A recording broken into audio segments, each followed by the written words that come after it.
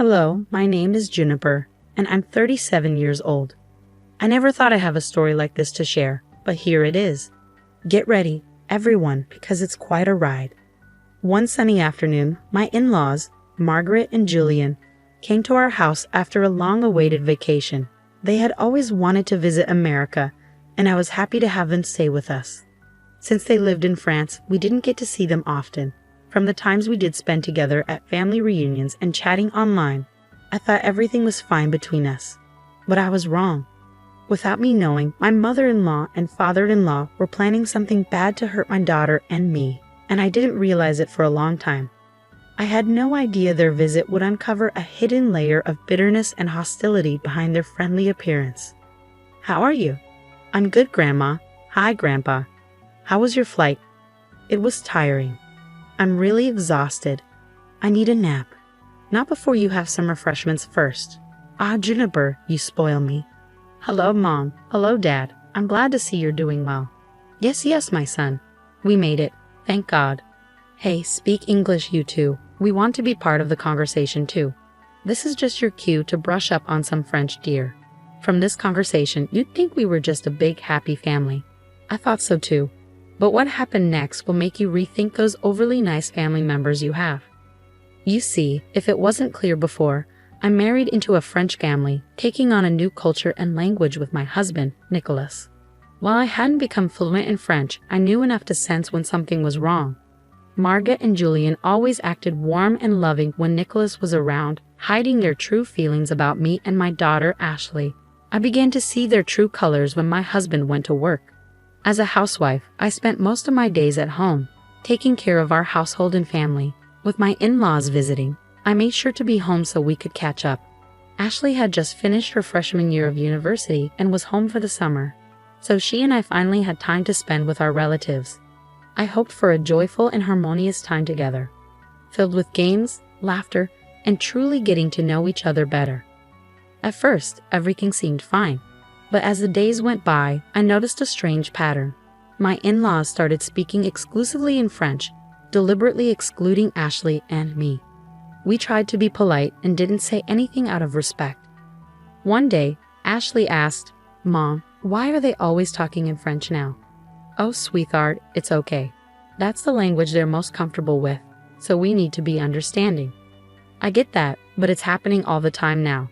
I thought we'd get to hang out with them and have a great time together." "We will, sweetie, we will. Let's just give them time to adjust to America. It must be a lot for them to handle, okay? It'll get better. I know it will." So Ashley and I dismissed it as just a harmless quirk. But as days turned into weeks and their conversations grew harsh whenever I entered the room, my suspicions deepened. It became clear they were intentionally isolating us, keeping secrets within their private French exchanges. Ashley grew more and more curious about their behavior, feeling hurt because she really wanted to connect with her cool French grandparents, but they were making it very difficult. In an attempt to bring us closer together and bridge the gap that was forming, one day I proposed we play a game. The rules are simple. We'll go around telling each other 2 truths and 1 lie, and the rest of us will guess which one is the lie. Oh, that sounds fun, and it would be a good way to get to know each other. To our surprise, both Margaret and Julian didn't seem excited about the game. They looked bored and slightly irritated, sensing their discomfort and trying to be a good host. I decided to scrap the idea and ask them what they would like to do instead. "I would like to drink some tea and chat with my husband." "Oh, okay. Is it okay if Mom and I join?" "No." His outburst shocked us, but he quickly recovered. "I mean, no, my dear. We just would like to enjoy a quiet afternoon." "Okay, we understand. We're older, and these kinds of games may not be our thing.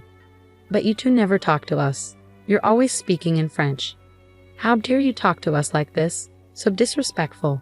Were you raised on a farm? How dare you speak to my daughter this way? She's just a kid. She wants to hang out with you guys, but you're making it difficult. How can you say something so mean?" "Whatever. Let's go, Julian." Julian and Margaret stood up from the table, speaking loudly in French, not bothering to hide their words. I couldn't understand exactly what they were saying, but from their tone and body language, it was clear they were talking about us, and it wasn't nice. I felt too embarrassed to tell Nicholas when he came home that evening. I was afraid he would notice the tension at dinner. To our surprise, both Margaret and Julian were suddenly very nice to us, as if nothing had happened earlier. We were chatting as if we were one big happy family, but Ashley and I couldn't shake off the feeling that something wasn't right. Days later, fueled by curiosity and feeling betrayed, I decided to take action. While Margaret and Julian chatted in the living room, I discreetly reached for my phone and hit record.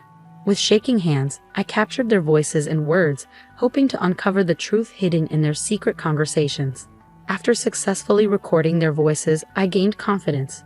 One day turned into 2, then 3, then 4, and soon I had collected recordings of their conversations spanning a week. I carefully gathered evidence, documenting whenever they spoke.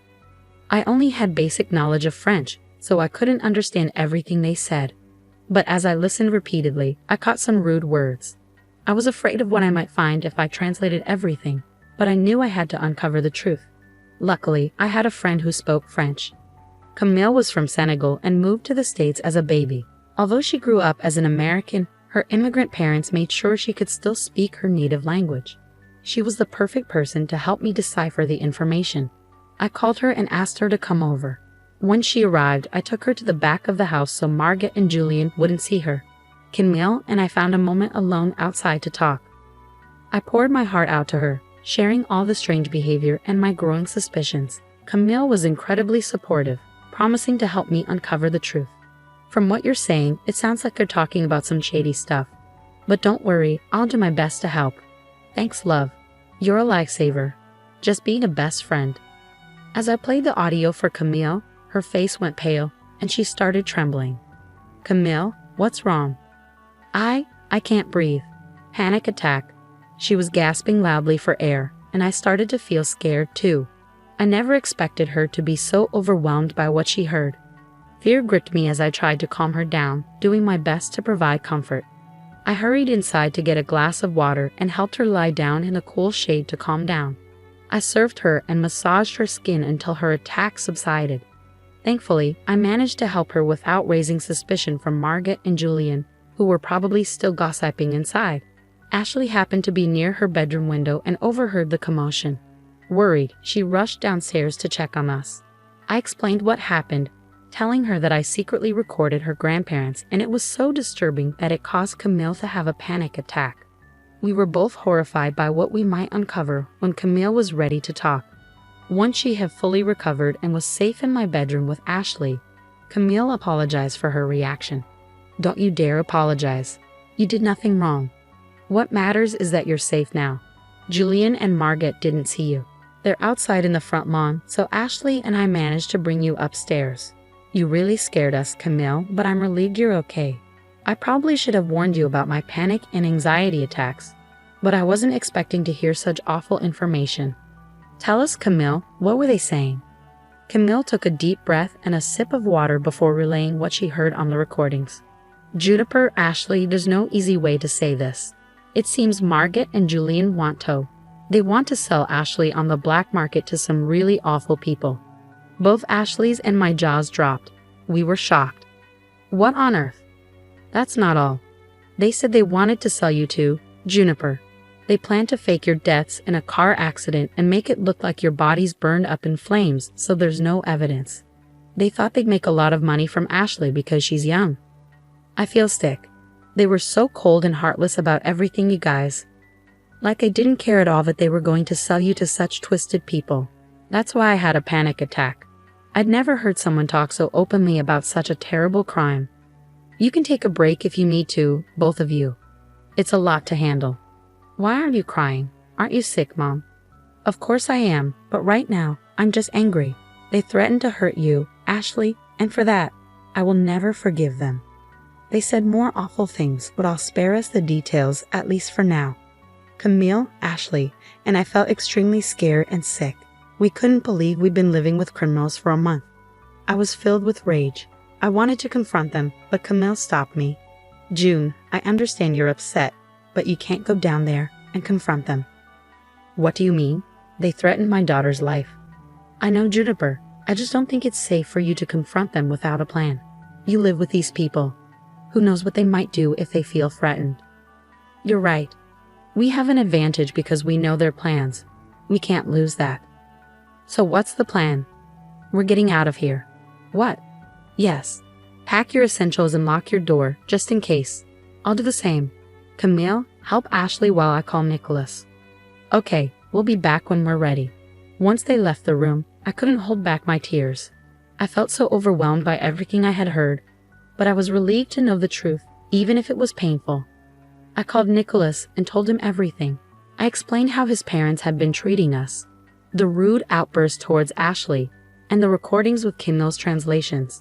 I'm sure you'll understand what they mean. Camille didn't give all the details, but enough to know we're not safe here. I'm taking Ashley to Camille's house after I finish packing, but I had to tell you everything. I know it's a lot to take in. Yeah, that's a lot. I'm sorry I didn't tell you sooner about the other stuff. I thought I could handle it. I didn't want to upset you. Let me listen to the audio, okay? I'll get back to you. We ended the call, and I continued packing, keeping an eye on the window to see if Margaret and Julian were still outside. When I finished packing, Camille and Ashley returned to my room. Just then, I received a call from Nicholas. He sounded extremely upset. Who wouldn't be after finding out their parents were criminals? He said we needed to leave immediately and that he'd meet us at Camille's place. We quietly got into the car parked in the garage and drove off. Margaret and Julian saw us leaving and called me, but I ignored the phone. Once we arrived at Camille's house, I called the police and directed them to Margaret and Julian's house. 30 minutes later, Nicholas arrived at Camille's place. We hugged and cried for a while Camille updated us on the police raid. The police had arrested Margaret and Julian. Nicholas explained that before coming to Camille's, he had stopped at the police station to give them the evidence I had sent digitally. With the evidence, it was easier for the police to handle the case. Although we weren't there to see it, I'm sure Margaret and Julian were shocked as the police stormed into our home. They were swiftly arrested due to the serious crimes they were accused of. The once proud couple now stood exposed as the criminals they truly were. News of their arrest quickly spread throughout the community, causing shock and disbelief among our acquaintances and neighbors. It was surreal to experience such a dramatic event in our ordinary lives. The revelation of their involvement in human trafficking shocked the town, destroying the image of respectability they had carefully crafted over the years. The legal proceedings were difficult, but the evidence I gathered helped build a strong case against them. Their actions were exposed in court, leaving no doubt about their guilt. The jury, horrified by their crimes, unanimously found them guilty on multiple charges related to human trafficking and conspiracy. As the judge delivered the verdict, there was a sense of relief and satisfaction in the courtroom. Margaret and Julian, once respected by Nicholas, Ashley, and me, now faced the consequences of their actions. They were sentenced to long prison terms and would also face trial in France, where laws regarding such crimes are stricter. This meant we wouldn't see them for a long time, and given their ages, they would likely spend the rest of their lives behind bars. They were considered a serious threat to our family, and their sentences ensured they would be kept away from society. Good riddance. Their arrest and conviction made national news, serving as a warning to others who thought they could commit such crimes without consequences. It was a victory for justice and a reminder that everyone is accountable under the law. While the legal process dealt with their crimes, Ashley, Nicholas, and I focused on healing and rebuilding our lives. The betrayal by Margaret and Julian left lasting scars, especially for Nicholas. But we stood together, supporting each other as we navigated the aftermath of their arrest and worked to overcome the trauma we had endured. Our bond grew stronger through it all. Ashley, how are you feeling these days? You've shown incredible strength through everything, I asked, breaking the heavy silence that filled the room. Ashley took a moment to gather her thoughts before responding, her eyes reflecting a mixture of resilience and vulnerability. Honestly, Mom, some days are still really tough, but overall, I'm feeling better. Therapy has helped a lot, and expressing myself through art has been therapeutic. I still have moments of fear and doubt, but I'm learning to cope with them. Nicholas reached out, gently squeezing Ashley's hand in support. We're so proud of you, Ashley. You've handled this with such courage and grace. Remember, we're always here for you, no matter what. I nodded in agreement, feeling a swell of pride and love for my daughter. Yes, Ashley, we're here to support you every step of the way. We've come a long way, but there's still healing to be done. Let's continue to lean on each other and move forward together. With renewed determination and a shared sense of resilience, we embraced the challenges ahead, knowing that as a family, we could overcome anything. It hasn't been easy, Mom, but I'm making progress. Art has become my safe place, a way to express and let go of the pain, and therapy is helping me see things differently and trust again. We're so proud of you, Ashley. Your strength inspires us every day. We're here for you always. That's right, sweetheart. We're in this together, supporting and lifting each other up as we move forward. We've come a long way, and our future looks brighter. Thank you both.